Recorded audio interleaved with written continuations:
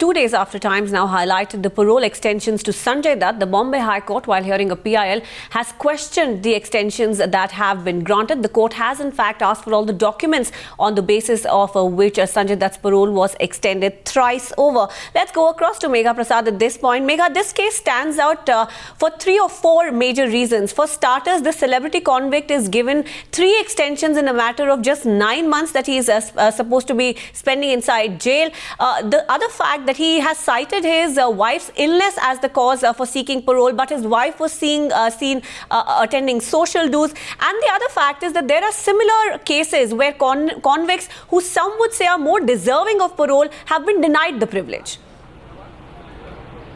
Well, all of this was, discussed in the course of the hearing in the High Court today. But let me tell you the interesting parts for this.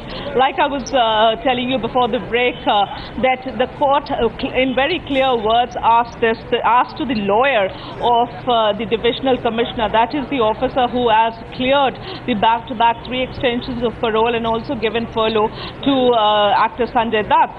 He asked in very clear words, and in fact, I can quote from what I've written down in the courtroom. He said, the judge said to the lawyer of the divisional commissioner that would you not agree that this type of diligency is hardly shown in any cases. Also, he went on to say that the discretion, and he meant to say when he said discretion, the discretion as far as the powers of the state is concerned in granting parole, he said the discretion is not properly exercised and the petitioner has a substantial case in his hand. He also in fact went on to tell the lawyer of the divisional commissioner, who actually had just run out of all sorts of arguments when all of this sort of observations and questions started coming from the side of the judge.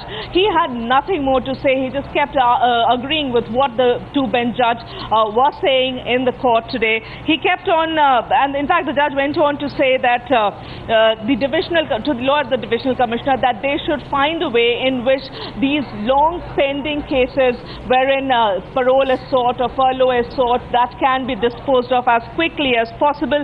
Also going on to make a very important observation, saying what is the point of having rules and regulations when a certain convict can be out of the jail for 118 days out of 365 days.